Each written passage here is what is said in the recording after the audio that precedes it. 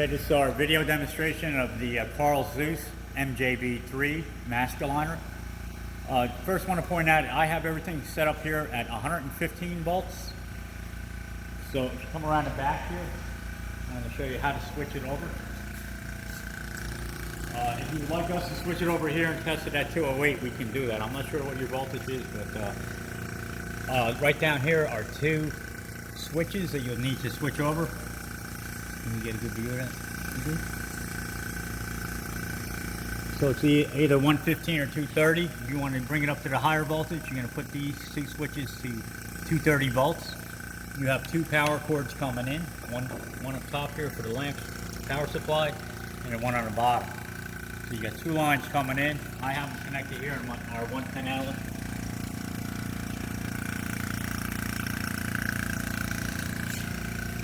And then the other thing you'll need to do is, if you do decide to do that, the power is being fed through a relay here.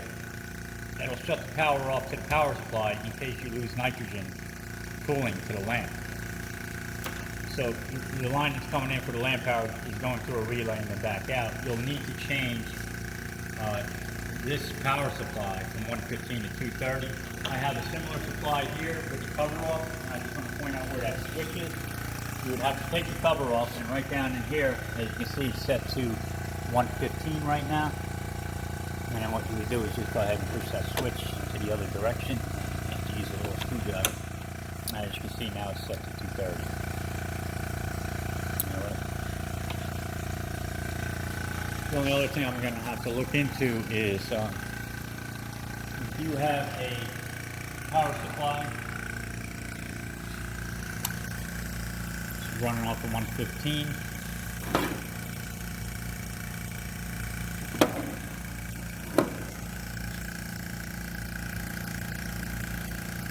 Not sure if that'll work for you.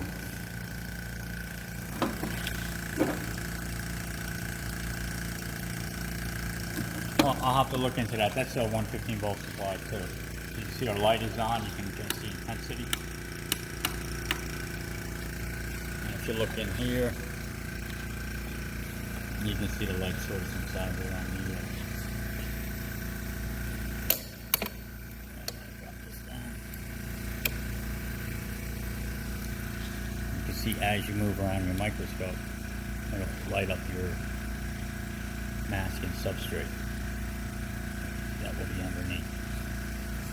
Okay, I'm going to have to look into that, but that's the only voltages you need. You're also going to need to supply, and it shows you what it should be set out. You got your air pressure and then the nitrogen pressure. There's no IR cooling that's been taken off. You can turn your air and nitrogen on here. We walk around the back again. I have 80 psi CDA, that's clean dry air being supplied in on this line here, and I just have a T to both the nitrogen and the compressed air inlets. All these other lines coming back to the machine, to the aligner are labeled and will probably be connected. The other thing, you're going to need a vacuum source. I'm using a small vacuum pump. That's not included. This is our house vacuum. You'll need to provide your own vacuum source. And that gets connected right here. Yeah, I guess that's about it. As for the utilities, the other thing too is there's a 350 watt mercury lamp. As you see, it's USH-350DS. That's installed. That'll be removed and placed in this box and sent along with the system. In order to install the lamp, you bring down this panel here, as well as the other side. Using this lever here, you can loosen up the screw a little bit, and then you can go ahead and just slide it this way. You can see the lamp is installed here. You would just go ahead and take this nut off and unscrew the lamp. Just make sure you have it where it says up is up inside there connected. Let me go ahead and just take that out real quick. You don't have to tighten this very tight. You just want to finger tighten. You just bring it out like so.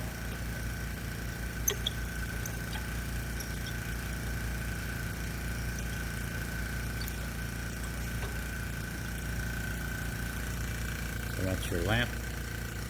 And I believe on the up, it says up on the up. You may not be able to see that, but it does say up. So up is up into here. You just want to screw that back in. You get it out of your box. And like I said, you just want to finger tighten it. Don't use a wrench or anything on it.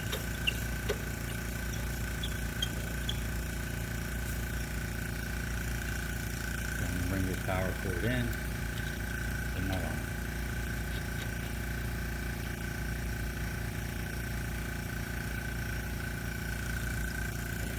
Close it up.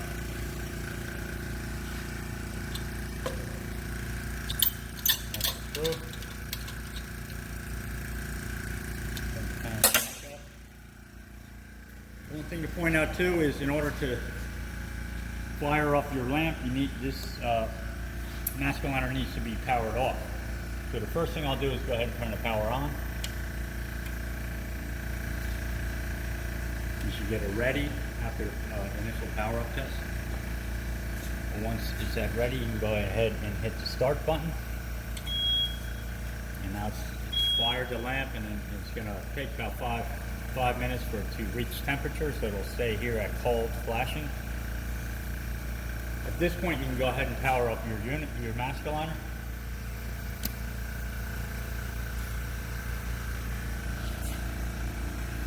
The first thing you'd want to do is I do have a small wafer here and a mask. And I'm just doing this for demonstration purposes. But this holds a 4-inch mask. You should bring this out. Go ahead and drop your mask onto the mask holder. Try to center it the best you can. And you go ahead and hit mask back. As you can see, the mask is in place. Go ahead and install at the top. Tighten this side.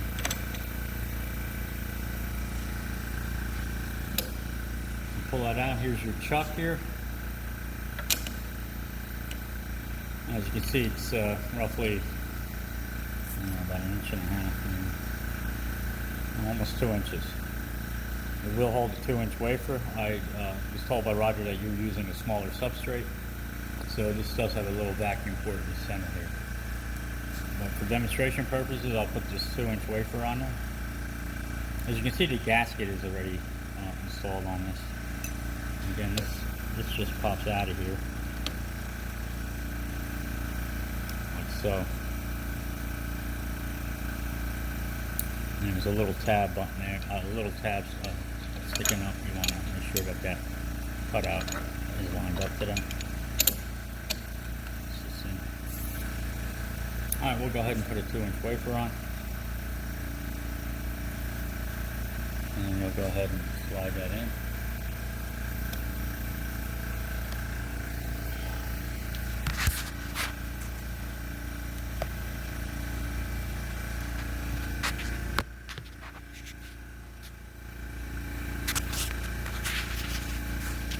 Alright, now I just want to show you that you can move it around, back and forth. There's buttons on the handle here. The top one is to move it in the Y direction and then your X direction. And that's just to position your microscope to your alignment points. You do have 4 objectives here.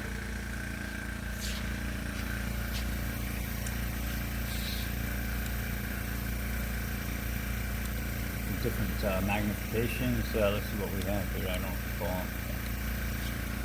I think 10x is the highest. Then you got a 5x. What's that? I can't really see that.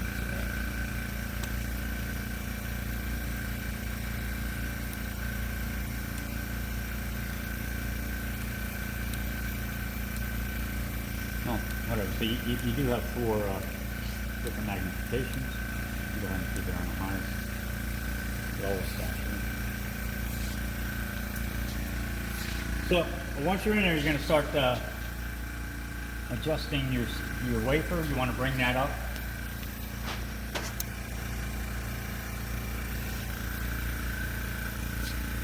So you're making contact.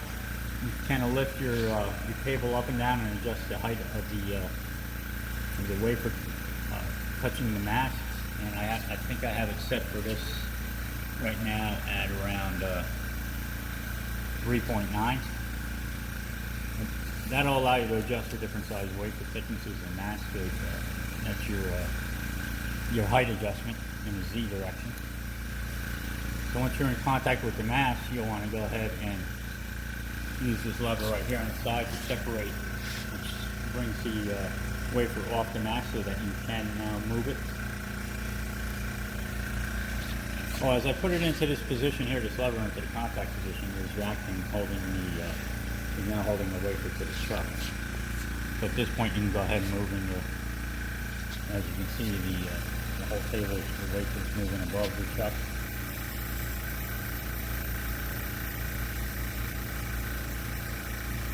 Actually, no, the wafer is being held to the chuck with vacuum. The whole stage is moving. That's in your Y direction. And this will be in the X direction.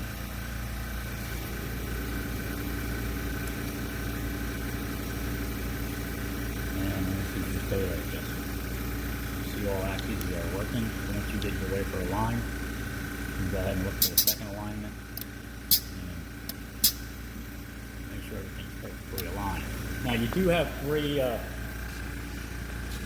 here's your focus for your microscope as you're looking down through the scope. As you can see, it does a fine adjustment until you do about one full revolution, then it starts doing a course. And then same in the opposite direction. It's a fine movement until you do about one revolution, then it starts moving in the course mode. So that's typical with these microscopes. Yeah. Okay, so we have, now we can select. You got three processes you can actually use here. One being your standard mode, hard contact. This would be soft contact, and then finally you have your high precision. High precision is going to pull a vacuum between your wafer and your mask using that little gasket that's around the chuck. And at that point, you can go ahead and look at what that vacuum is. You can see we got about 2 set there. 0.2.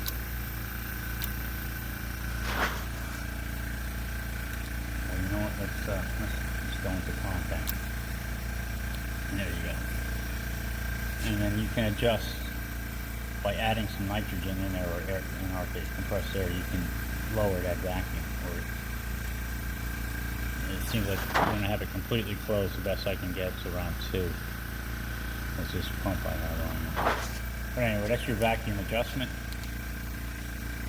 Just come off of, go to separate to release that.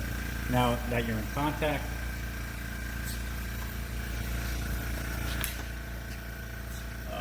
I'm just going to run in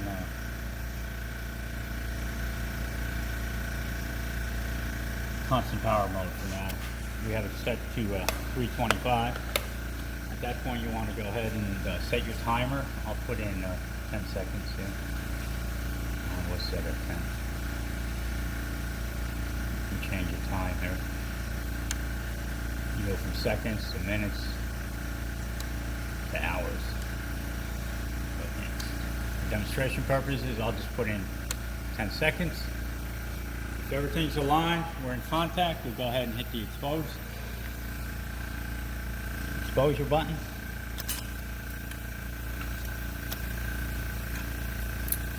See the lamp housing move forward and the shutter open, and now we're exposing. Timer's counting down. We'll turn back. At this point, you can go ahead and remove your wafer. First, what you want to do is bring down your contact all the way. And then you can bring the wafer out, put another wafer on, go ahead and reload it. Again, bring up your contact. do your separation, do your adjustment as necessary, using your lamp movement, your microscope movement to see where you're at. You want to align your mask to your substrate. We can do, at this point, we can go ahead and change it to what is called a standard contact. And here, what happens is it's standard or hard contact. You're going to blow nitrogen up from the bottom to press the wafer up against the mask. And that'll occur as we hit the exposure button. So I'll just go ahead and demonstrate that. It's a little hard to see here. It's just, we're going to take it off and separate. We're in contact. We'll go ahead and do an exposure again.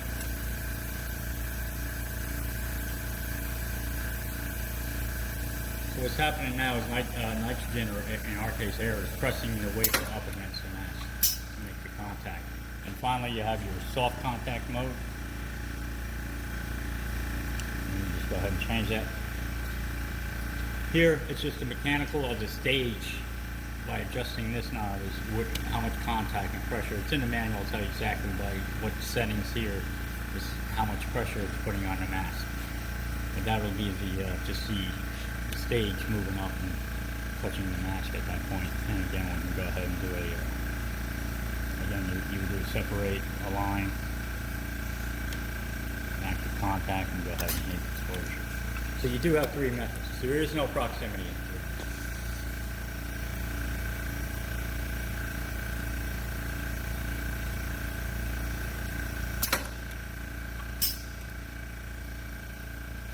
Okay, now I guess the last thing I want to point out is there is a nitrogen loss sensor, so if this is monitoring the cooling to the lamp, if for some reason or another that goes out, it'll flash. You can silence it by pushing it, but if this stays active for 3 minutes, there's a timer inside here, kick the power off. That relay will close here, that's allowing the power to come in from this box, so your power supply box. As long as you go ahead and return the nitrogen, you can see the light goes out. I did it by adjusting the flow meter. Alright, so finally the last thing to do is to show you that we're just running in constant power mode there. I think the best thing to do here is I'm going to go ahead and remove everything. Make sure you got it all to the front. Bring our wafer out. Pull our mask and everything. If you need to change your mask, you just go ahead and cut the vacuum off. And I'll just press the vacuum. And put it just to the side. We do have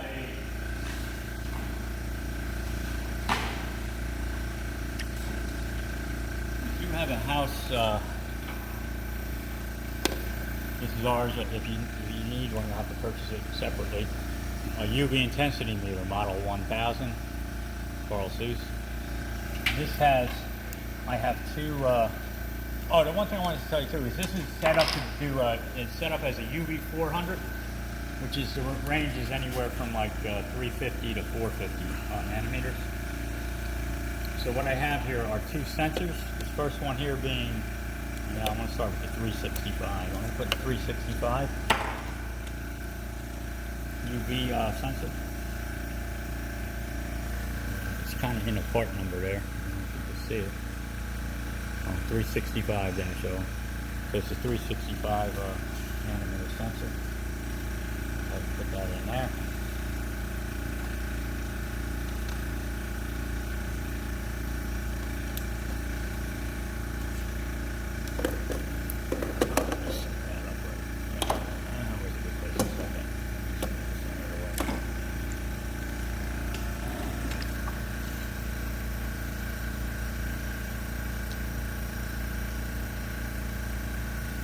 I'm just going to bring it up to contact.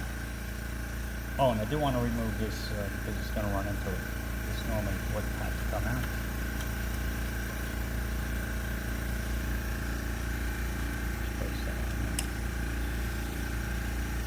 This should be held by the vacuum from the vacuum pump, which it is. Turn the power on.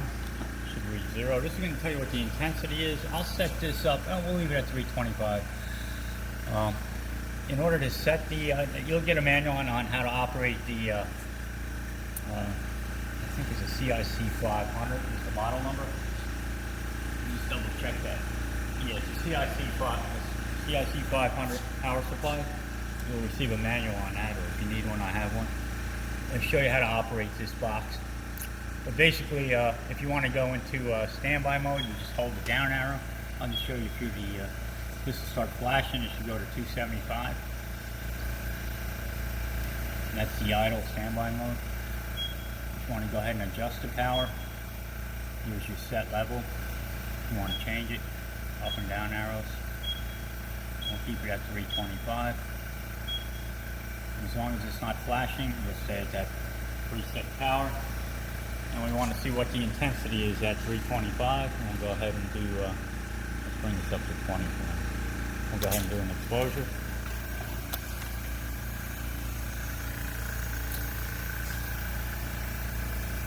Oh, I may have this upside down.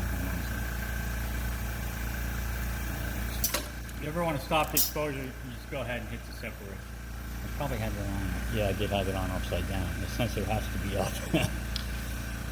Okay, put that back on there, and we'll just go ahead and make sure we're in contact with the exposure button. So as you see here, we're at 10.6 at 325 watts. Now, if you want to see what the I did that wrong. Let's go back to CP. Another exposure. You want to see that there's an optical sensor coming in here. That's your 325, 365, 10.6, and then that's your 405. Which you're not going to see with this meter.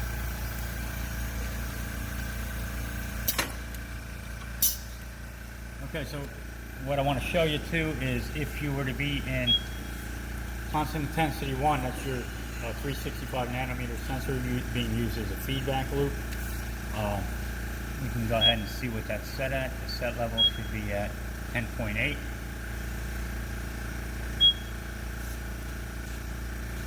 So it's gonna monitor this, the intensity and adjust the power accordingly so that we get a 10.8 up on our meter here.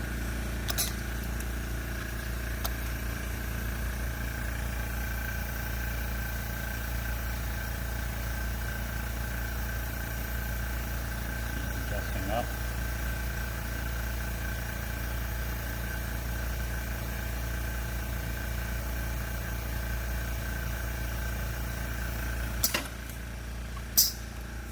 And then to look at the 405, and just go ahead and switch over to channel 2. That's monitoring the 405, using the 405 sensor as an internal sensor. We'll go ahead and look at what it is on the outside.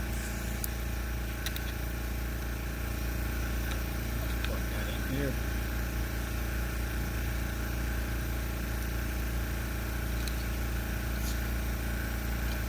Go ahead and make sure it's up.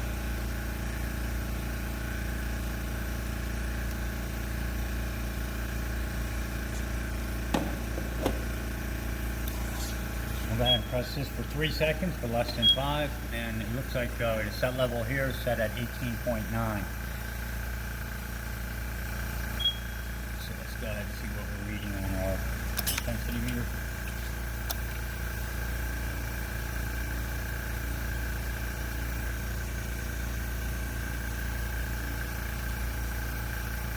See, it's pretty close. I haven't had the lamp on long enough. It's only been on for maybe 20 minutes. If you do need to change this, there is a calibration routine. Okay. And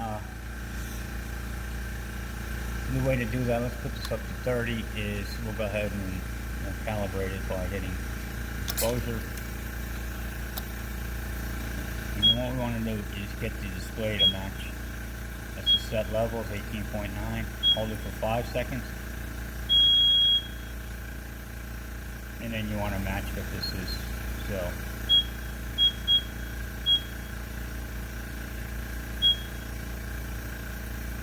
So So 18.5, 18.5 here.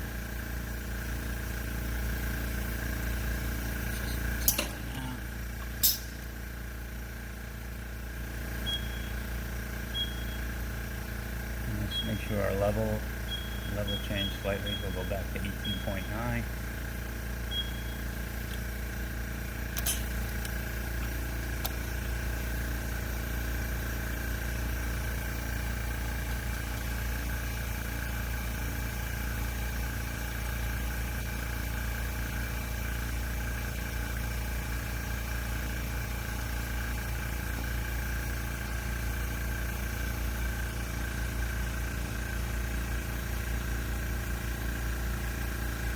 Okay, so that's our demonstration of the Karl Suss MJB3 master.